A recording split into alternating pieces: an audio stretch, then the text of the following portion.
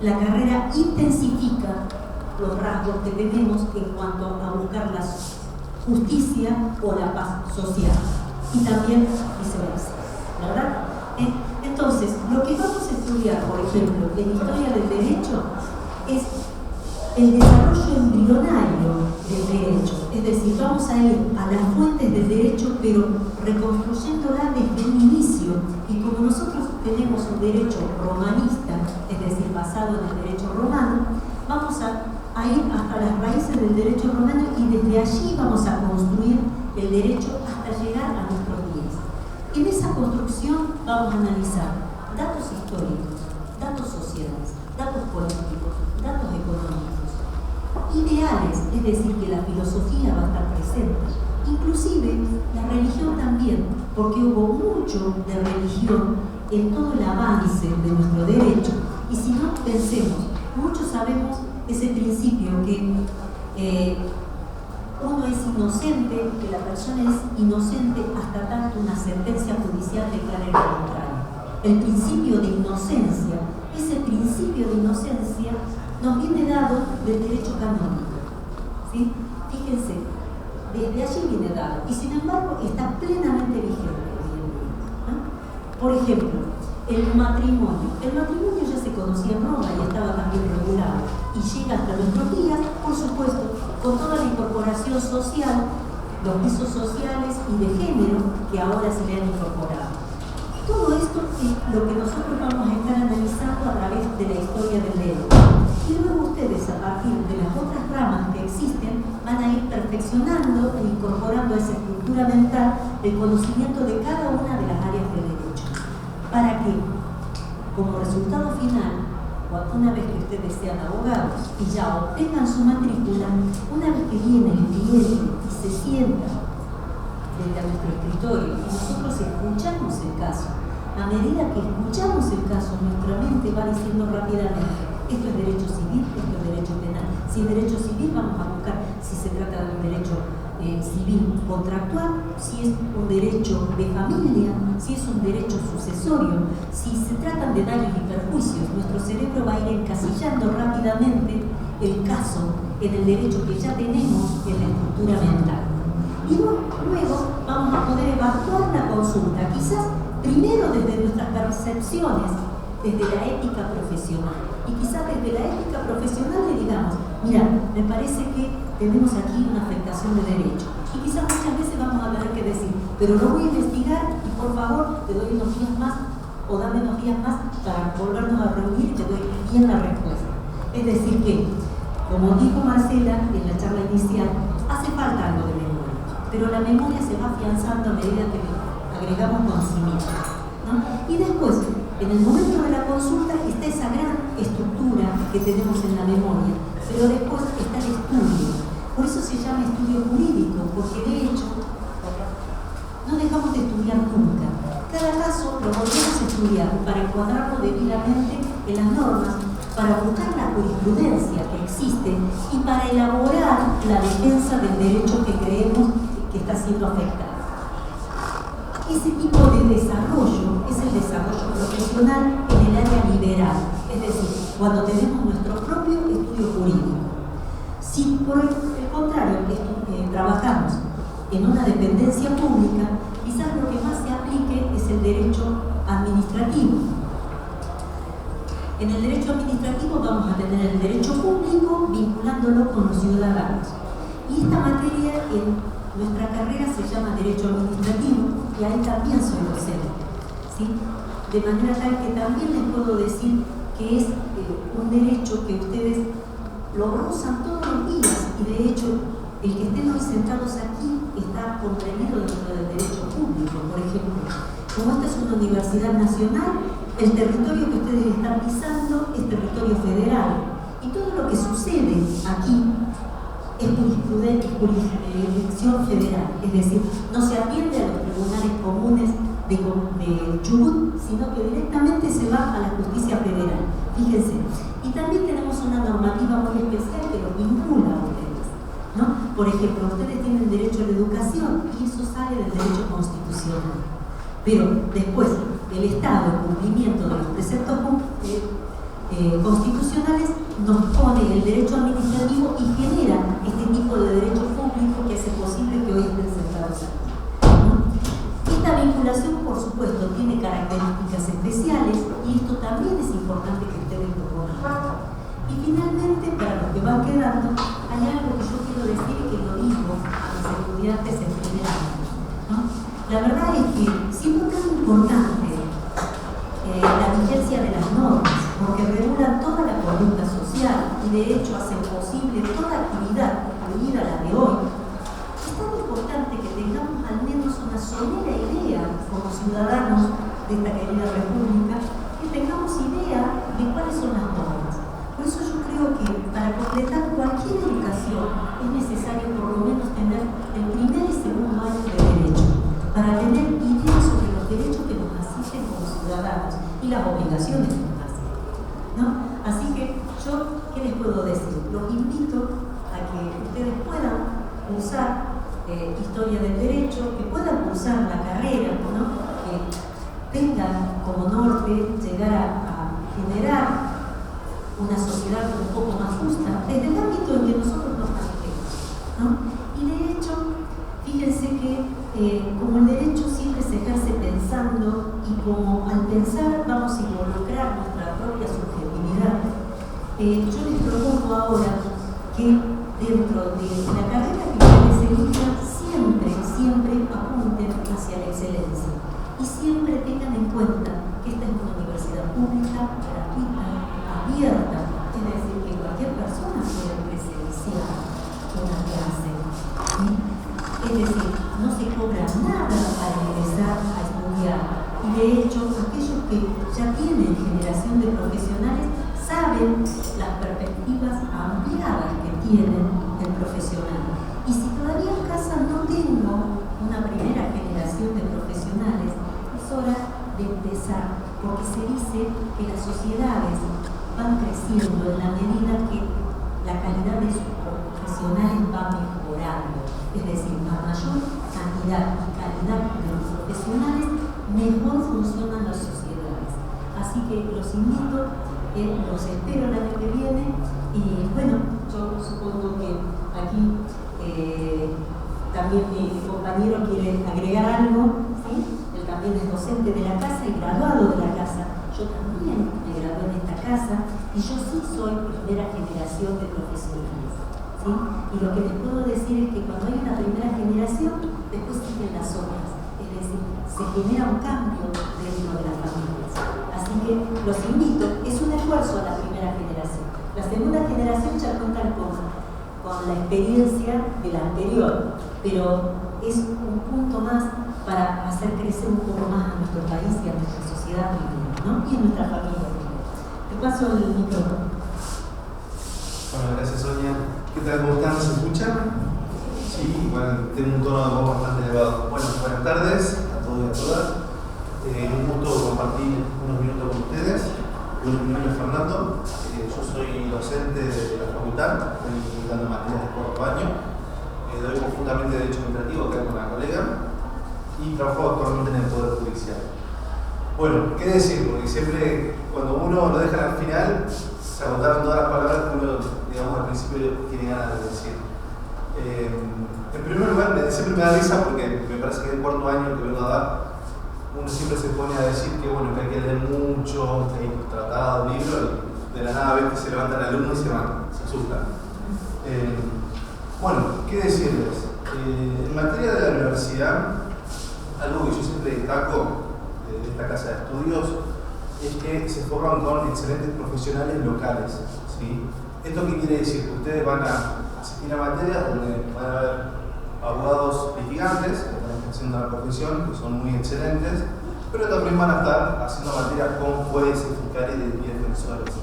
Que esto, por ejemplo, no sucede muy a menudo en universidades de otra calidad, como la Universidad de Buenos Aires o la Universidad Nacional de La Plata, que allá hay otro tipo de docentes que generalmente se dedican a lo que es la investigación de la ciencia jurídica, pero hoy todo lo práctico lo tienen los docentes de acá.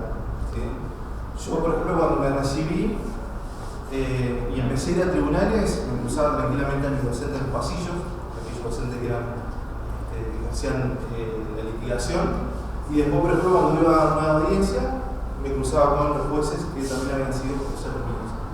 Y eso genera inmediación, ¿sí? Porque imagínense, hoy generalmente alumnos de quinto año están rondando más o menos 15 a 20 personas, el ambiente es chico y la interacción es más eficaz, ¿sí? ¿Esto qué quiere decir? Ustedes van a ir a una audiencia ya recibidos y seguramente el juez o el defensor fiscal lo va a reconocer porque va a decir que este es mi alumno o alumna, ¿sí? ¿Vamos bien? ¿Alguno tiene alguna consulta? ¿No? Sí. ¿Qué materias hay en el semanario? Mira, con respecto al programa de estudios, eso lo vas a ver responder bien Marcela. Porque yo te soy sincero, yo estudié con un plan viejo que hace muy poquito, en el 2018 se renovó, y no estoy muy al tanto de cuáles son las nuevas materias que forman parte del plan de estudios. Son las mismas, nada más que cambió. Derecho romano, ahora es historia del derecho, introducción al derecho, filosofía del derecho, derecho civil, que ahora es elementos del derecho civil, derecho constitucional. No sé si me conviene. Hasta ahí son 6 materias. Claro, yo por ejemplo derecho constitucional es en el segundo año, ahora se pasó primero. Cambió bastante en ese sentido. Sí, y hoy en día, que era lo que vos decías Marcela, hoy el plan de estudio tiene más materias prácticas. Yo en su momento cuando lo hice no lo tuve. Entonces, eso es muy bueno porque ustedes hoy se van a recibir y van a tener un conocimiento primario acerca de cómo construyeron una demanda, cómo hacer un telegrama, cómo hacer una carta de documento. Bueno, ¿alguna consulta, duda? No. Bueno. Con respecto a la salida laboral, ya comentaron un poco. La abogacía es una de las pocas carreras que tienen una gran salida laboral porque se necesitan abogados en todo momento, ¿sí? Ya sea en el ámbito público, que es donde más se necesita, como también en el ámbito privado, ¿sí? Y más en época de conflictos o de situaciones de desequilibrio social y económico, que podríamos decir que actualmente eso está sucediendo, donde por ahí se generan crisis en materia de desempleo, problemas en lo que es problemas comerciales. Entonces, siempre es necesario contar un abogado para hacer esa tarea, ¿sí? Bien. ¿Por qué creen ustedes que nosotros los abogados tenemos mala fama? ¿Por qué nos odia tanto la sociedad? A ver. Dicen que tienen que mentir sí o sí para ganar un paso. Bueno. La mayoría de las veces. Ese punto está bueno. Nosotros los abogados no mentimos. Lo que hacemos es interpretar la ley, ¿sí? ¿Qué quiero decir esto? Ustedes van a leer un artículo de cualquier libro, de cualquier ley, de cualquier tratado, y esa lectura puede tener un montón de significados, ¿sí? Dependiendo de la situación en que nos encontremos, ¿sí? Yo le voy a dar un ejemplo. El artículo 79 del Código Penal dice que el que matara a otro le corresponde de 8 a 25 años, ¿sí?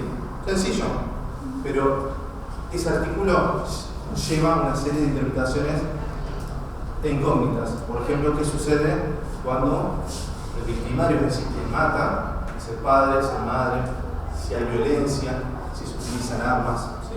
Entonces, no solamente ustedes estudian el artículo 100 de la ley, sino las posturas que se devengan a raíz de eso, ¿sí? De hecho, hay tratados sobre determinados temas específicos porque por ahí la ley no es lo que textualmente vemos, sino que conlleva también un contexto histórico, social y económico, ¿sí? Yo voy a corregir la respuesta de la compañera. ¿Por qué nos odia tanto la sociedad? Yo tengo la respuesta que para mí es la correcta. Porque nosotros los abogados tenemos poder, ¿sí? Tenemos mucho poder, porque conocemos la ley. Imagínense, hoy en día ustedes están sentados y esto es derecho, ¿sí? Porque les dijo una ley nacional de educación pública que les garantiza a ustedes el derecho a estar acá sentados. Se van a tomar el colectivo acá enfrente, lo mismo, hay una ley que les rige el servicio público, ¿sí? Y hoy todo lo que hacemos es derecho, ¿sí? Manejamos un auto, para eso tenemos una licencia, contamos con un seguro, ¿sí? Entonces, ¿qué sucede? ¿Qué distingue al abogado de la sociedad? Precisamente que ustedes conocen la ley y hoy todo es ley, ¿sí? Bueno, ¿alguna consulta, duda? ¿Ninguna? ¿Quieren saber si hay que leer mucho o no?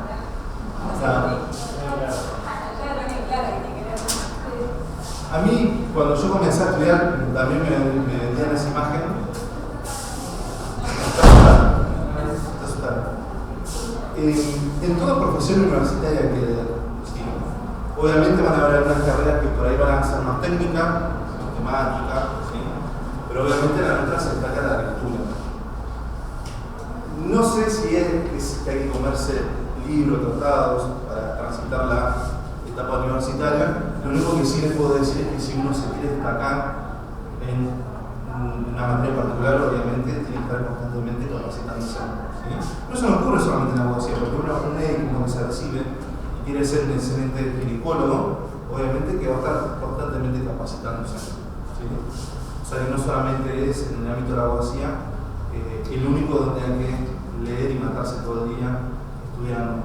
De hecho, en mi caso particular, yo por ejemplo cuando comencé la carrera universitaria hacía 2 materias y me llevaba toda una tarde de estudio. Pero, por ejemplo, finalicé la carrera de abogacía usando 5 materias, trabajando la mitad del día en un estudio, y van a ver ustedes cómo su capacidad intelectual también va mejorando. Porque hoy en día, y esto me acuerdo que lo decían cuando estaba en la secundaria, uno realmente aprende a estudiar en la universidad. ¿Sí? Porque uno ahí tiene presiones, tiene plazos, entonces uno ahí aprende a estudiar. De hecho, por ahí capaz a ustedes les pasa que leen algo, no entienden, pero van a trabajar tanto la cabecita que va a ser un momento donde van a pasar las hojas, van al entremedio y les da de verdad. ¿Sí? Y eso es porque obviamente ustedes en este transcurso universitario van a aprender verdaderamente a estudiar. ¿Sí? ¿Alguna consulta? ¿Ninguna? Sí. ¿Y usted en qué se especializa? ¿Cuál es su profesión hoy en día? ¿Cómo? Perdón. ¿Cuál es su profesión hoy en día? Bueno, en mi caso, yo en la mitad de la carrera empecé a trabajar en un estudio que se dedicaba exclusivamente a lo que era derecho civil y familia. A mí me gustaba, pero yo desde que entré quise siempre hacer una rama que era el derecho laboral. Entonces, en aquel entonces, lamentablemente, la persona que estaba haciendo la cátedra de Derecho Laboral, no, me equivoco, en aquel entonces tuvo un problema en la universidad, en razón por alguna materia no se pudo dar con plena eficacia, entonces, digamos, prácticamente el Derecho Laboral lo aprendí desde cero y solo. Luego de eso me recibí, pasé a ser socio en el estudio donde trabajaba, y un día decidí hacer un cambio de vida y entré en el Poder Judicial. Hoy en día, por ejemplo, para entrar en el Poder Judicial, ya sea en el ámbito nacional o provincial, se hace a través de un concurso. Es un concurso, se llama, se postula el cargo que se necesita en el Poder Judicial y se toma un examen. Es un examen intelectual y un examen personal, o una entrevista. ¿Sí? Entonces va transitando una serie de pasos en ese concurso y quien tiene mejor puntaje en todas estas etapas queda adentro. Hoy en día, bueno, en el ámbito de la provincia de Chubut hace un poquito más de 10 años se implementó esa forma de ingreso, básicamente por una cuestión de transparencia. Porque ¿qué sucedía antes? Antes las personas que ingresaban al escalafón era obviamente por contacto. Entonces hoy en día, para asegurar la transparencia de que todas las personas tengan la misma posibilidad de ingresar, se hace a través de un concurso. Y hoy yo trabajo en un juego laboral, una materia que me encanta, y mi función hoy en día, por ejemplo, es hacer los proyectos de sentencia. ¿Qué es el proyecto de sentencia? Bueno, los juegos tramitan los expedientes en los casos, y a mí me lo acerca mi jefa, que es la jueza, y me dice: Tomás Fernando, de tal expediente, haceme el proyecto de sentencia. Entonces yo tengo que agarrar el expediente y leerlo completo. Entonces, obviamente acá siempre hay que leerlo, y en base a eso se hace la sentencia, que es el instrumento que va a poner fin al litigio y va a dar una resolución. ¿Sí? Resalto esto de que constantemente hay que estar estudiando, porque imagínense que yo donde trabajo, y lo vi también cuando litigaba, que siempre cuando te toca un caso, ya sea litigando o estando en la justicia, hay que seguir estudiando, porque cada caso tiene su condimento y cada caso es especial. O sea, siempre constantemente uno está sentado en la oficina y va a tener el expediente o el caso acá, y acá van a tener el código, las leyes, los tratados. Entonces, siempre van a estar constantemente leyendo y estudiando.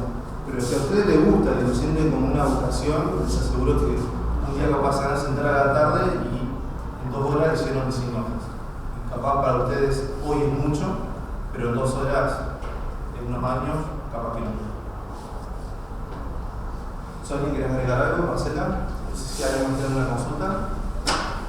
Bueno, acá desde el jueves se va. ¿Alguien ya tiene definido que va a pasar algo así? Sí, me convencieron que voy a ser abogado de acá. ¿Sí? Siempre hay uno, siempre. Hay uno como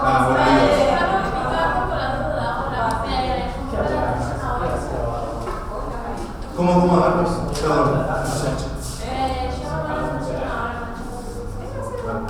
La idea de esta pequeña charla es eso, es motivarlos a que lo hagan. Yo hay algo que surgió aquí y que quedó, ¿no? Alguien preguntó o dijo, para ser abogados hay que mentir, algo así. Sí. Eso fue el argumento. Bueno, yo les puedo asegurar que eso es un mito en realidad, ¿no? Porque yo les vuelvo a decir, cuando ustedes están en la profesión, ustedes elegirán, ¿no es cierto?, si querrán hacer derecho civil, es decir, de daños y perjuicios, o derecho de familia, o derecho sucesorio, o derecho previsional, ¿sí?, que es de las jubilaciones y pensiones, o derecho penal, ¿no? Es decir, hay ramas que por ahí tienen distintas aristas de conflictividad. Es decir, hay conflictos que son mucho más fuertes. Por ejemplo, nadie va a dudar que el conflicto que se da en sede penal quizás es el de mayor impacto, ¿no? El de mayor impacto social.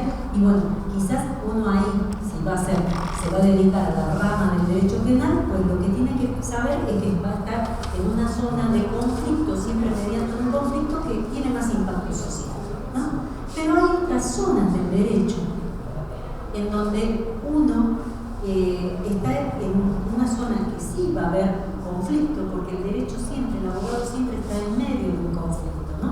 Siempre va a haber un derecho o que necesita ser reconocido o un derecho que ha sido vulnerado o negado, ¿no? Pero siempre hay un derecho ahí en potencia, ¿no es cierto? Entonces, el conflicto es diferente si yo me dedico a una rama donde lo que hago es que se reconozca un derecho, ¿eh? Diferente si ese derecho ha sido por ahí afectado de una forma moderada, entonces el conflicto va a ser moderado, ¿no? Ahora, si ya estamos en el área donde el conflicto es fuerte porque el derecho ha sido totalmente cercenado, vulnerado y hasta generado otros perjuicios, el conflicto aquí es más fuerte.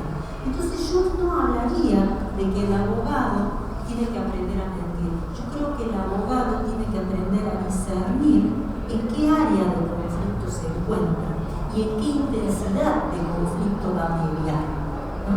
Y ahí, entonces, el abogado siempre tiene la libertad de saber si va a defender este caso, un determinado caso, porque estima que esto va a traer paz a la sociedad, paz a la persona, restauración de derechos. Entonces, esa es la impronta donde se mira, ¿eh? Que es totalmente diferente a lo que uno por ahí escucha o hasta ve, ¿no? En películas que por ahí pueden ser muy épicas, ¿no? Pero que cuando lo traemos a la realidad no es tal, ¿no? Entonces, yo diría que siempre hay que vivir en situación de conflicto en la que vamos a elegir trabajar. Y después de ahí, también, si estamos en el área liberal, ¿no? Entonces, trabajando en la oficina, pues en la oficina yo soy amo y señor, como abogado, de los clientes que quiero atender.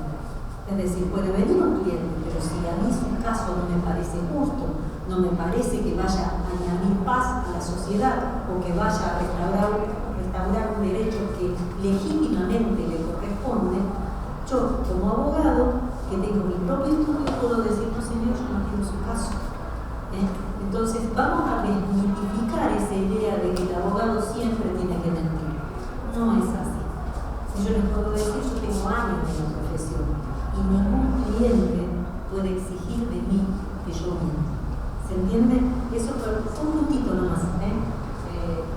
Así que no sé, ¿alguna otra pregunta? ¿Preguntas? ¿Las dudas saldadas? ¿Cuántas ramas tiene la promoción? ¿Cuántas qué, perdón? Ramas tiene Hay una infinidad de ramas. Sí, Pero, claro. Carrera civil comercial. La rama clásica hoy en día en lo que es el derecho civil, derecho de familia, ¿sí? Derecho laboral, derecho penal, derecho administrativo. A ver, por ejemplo, el derecho administrativo es, digamos, regula las relaciones que tienen las personas frente al Estado. ¿Sí? El derecho laboral estipula conductas que tienen que tener los trabajadores y los empleadores. ¿Sí? Esas son las más clásicas. Hoy en día, con este tema de avance de la tecnología, también un avance que tiene nuestra sociedad, se han creado nuevas ramas. Por ejemplo, tenemos el derecho digital, ¿sí? El derecho de transporte terrestre, marítimo.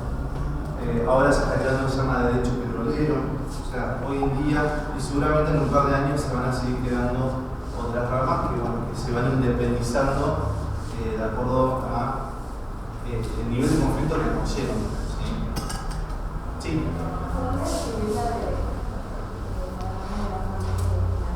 ¿Ramas de familia? ¿A qué hace referencia ramas de familia? O sea, el derecho de familia lo que regula es obviamente las relaciones intrafamiliares, las relaciones que ocurren en la familia. Por ejemplo, si vos hablas de derecho de familia, vas a hablar de lo que es régimen de comunicación. ¿Qué es eso? Es el derecho que tiene uno de los progenitores que no convive con el menor o la menor a tener contacto físico y telefónico con ella. ¿Sí? También se van a regular lo que son los divorcios. O sea, una persona está casada y se quiere divorciar, eso entra dentro del marco de familia. También está lo que se llama la violencia familiar, que hoy en día también, con este tema del avance del conflicto, se está hablando ya de un derecho de violencia familiar, de independencia del derecho de familia, sino que antes todo lo que ocurría, digamos, todo el marco de violencia dentro del ámbito familiar era derecho familiar. ¿Sí? Después tenés lo que se llama régimen de cuidado personal, es decir, ¿quién de los padres cuando se separan va a decidir sobre el cuidado del menor? ¿Sí? Y así tenés un montón más. ¿Penal? Delito y pena. Hoy en penal también, en lo que es el derecho penal, tiene un montón de ramas. Tenés el derecho penal económico, tenés el derecho penal administrativo. O sea, es increíble el abanico que se va generando con ello. Todos los derechos, eso es derecho penal. El derecho civil tiene instituciones.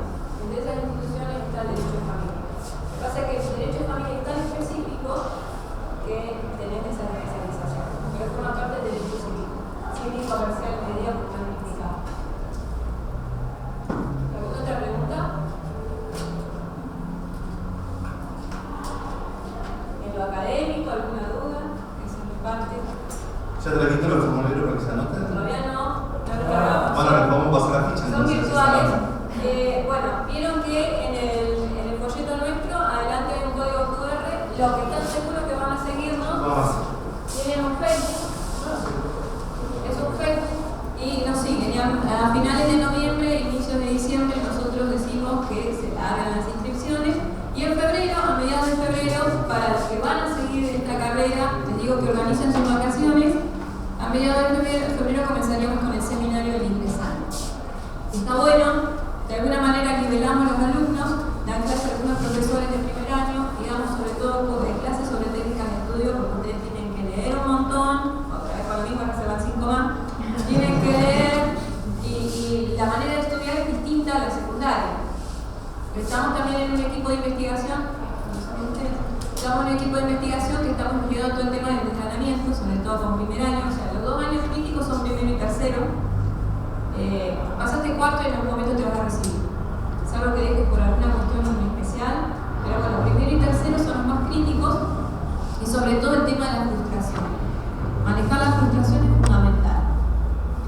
Yo creo que esto tiene que ver con los estándares de vida. Hoy, quizás en años anteriores nuestros padres, el estándar de vida de una persona de mi edad, de 40 y largo tengo, era, no sé, tener tu casa, ir a vivir a tu casa, tener tu familia, pero hoy en día los estándares de vida son más altos y también se aleja mucho esto, entonces ustedes como que tienen otra presión en relación a esos estándares de vida.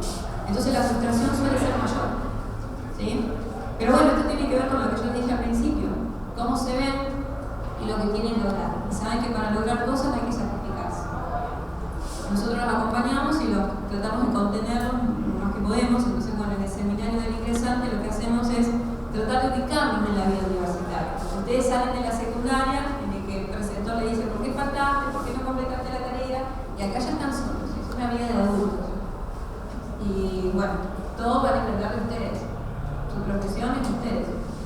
Nosotros les damos la herramienta. Por ahí cuando entran les digo, ¿ustedes creen que la facultad los va a hacer felices? La felicidad se la procuran ustedes.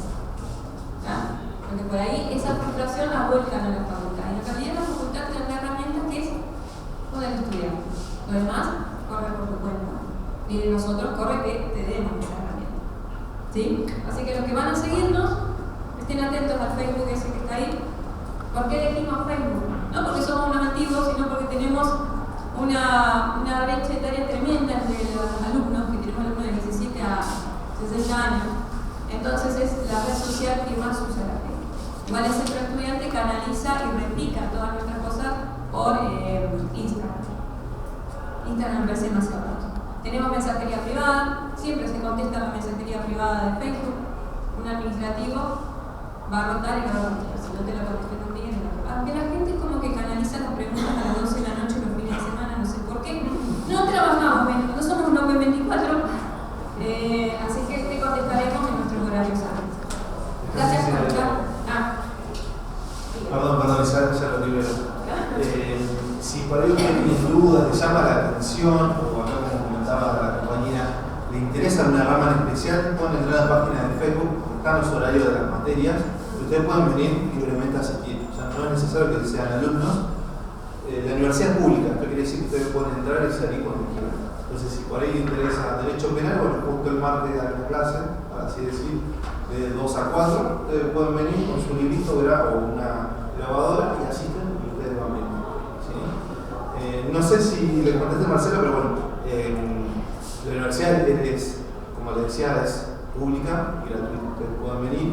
De hecho, si ustedes empiezan a estudiar la carrera, los docentes no van a andar convocándolo, ustedes pueden entrar, salir cuando quieren, son ustedes los que deciden cuándo estudiar y cuándo no.